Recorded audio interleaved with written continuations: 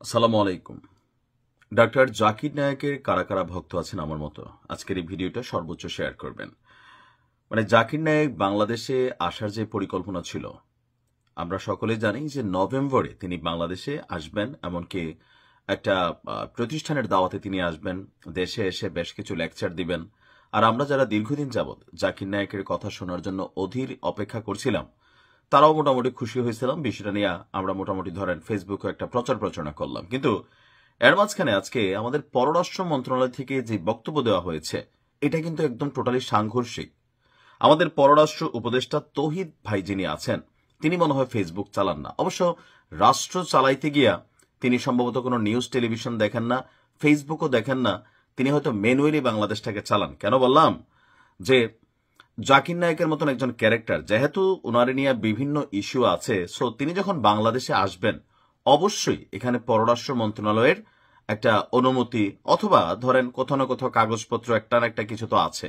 বা যারা আনতে যাচ্ছেন তারা কি খালি ফেসবুকে আমাদেরকে একটা ভুয়া খবর দিলেন, নাকি প্রকৃতপক্ষে জাকির নায়েককে আনতে গেলেন? যদি আনতেই যান, মানে তাহলে পররাষ্ট্র মন্ত্রণালয় কিছু জানে না, এই কথাটার কিন্তু দুইটা রূপ আছে। একটা হচ্ছে জানে না, সমস্যা নাই, জাকির নায়েক আসবে, পররাষ্ট্র মন্ত্রণালয় থেকে একটা অনুমতির ইস্যু আছে, সেটা দিয়ে দিবে। আর আরেকটা আছে জানি না, যে ডাক্তার জাকির নায়েক বাংলাদেশে আসতে পারবে না, কারণ ডাক্তার জাকির নায়েককে পশ্চিমা বিশ্বরা হুমকি মনে করে, এটা আপনারা সকলেই জানেন। ইভেন ডাক্তার জাকির নায়েককে বাংলাদেশে আসলে ভারতের সাথে বন্ধুত্বটা খারাপ হতে পারে। তো এই সরকারের কি ভারতের সাথে বন্ধুত্ব খারাপ আছে? কোনো খারাপ নাই। শেখ হাসিনা সরকারের চেয়ে এই সরকার ভারতের সাথে বন্ধুত্বের দিক দিয়া মুখে মুখে দুই চারটা কথা বলা ছাড়া বাস্তবতা হচ্ছে চুক্তি থেকে শুরু করে সকল কিছু ভারতের সাথে আগে যা ছিল এখন তাই আছে, শুধু ভিসা ইস্যুটা কমে গেল।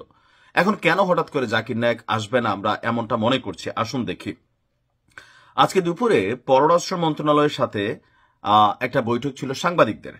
তো সেই প্রোগ্রামে সাংবাদিকরা আপনার আমাদের পররাষ্ট্র উপদেষ্টাকে জিজ্ঞেস করলো যে আগামী 28শে অক্টোবর ইতিহাসে প্রথমবারের মতন ডক্টর জাকির নায়েক বাংলাদেশে আসতে যাচ্ছে, একটা ইভেন্ট ম্যানেজমেন্ট প্রতিষ্ঠান তাকে আনতে যাচ্ছে, এই সম্পর্কে আপনার মন্তব্য কি? তো তিনি যে উত্তর দিচ্ছেন, ওনার বক্তব্য হচ্ছে আমি এমন কিছুই জানি না, আপনারাই প্রথম জানালেন, আর আমি এই পর্যন্ত এই ধরনের কোনো তথ্য সম্পর্কে আসলে শুনিনি। আপনারা সকলে জানেন যে ডাক্তার জাকির নায়েকের যে পিস টিভি বন্ধ করা আছে শেষ আওয়ামী লীগ সরকারের সময় থেকে, এটা কিন্তু এখনো বন্ধ। এমন না যে এই সরকার আসার পর এটাকে চালু করার সুযোগ দিছে। যেহেতু হলিয়াটিজনের একটা ঘটনায় একজন ব্যক্তি বলছিল, একজন জঙ্গি সন্ত্রাসী, যে জাকির নায়েকের বক্তব্য শুনে সে ইনফ্লুয়েন্সড হয়েছে, তারপরে কিন্তু চট করে আপনার পিস টিভি বন্ধ করলো। আমরা বুঝতে পারছি পিস টিভি বন্ধ ছিল তৎকালীন সময়ে আওয়ামী লীগ সরকার ভারতকে খুশি করার জন্য, কারণ ভারতের কাছে মোস্ট ওয়ান্টেড একটা ক্যারেক্টার হচ্ছে ডাক্তার জাকির নায়েক। তো সেই ক্ষেত্রে তাকে বাংলাদেশে বা তার বক্তব্য বাংলাদেশে প্রচার করতে দিলে ভারতের বলেন, ভারতের সরকার বলেন, এটা তাদের কাছে খুব বেশি আনন্দের না। সো তারা সুযোগটা পাওয়াতে আওয়ামী লীগ সরকারের চাপ দিল, সরকার তখন পট করে কিন্তু চ্যানেলটা বন্ধ করে দিল। ইভেন জাকির নায়েকের লেকচার থেকে শুরু করে সবকিছু সারা বাংলাদেশের মানুষ মিস করতে লাগলো।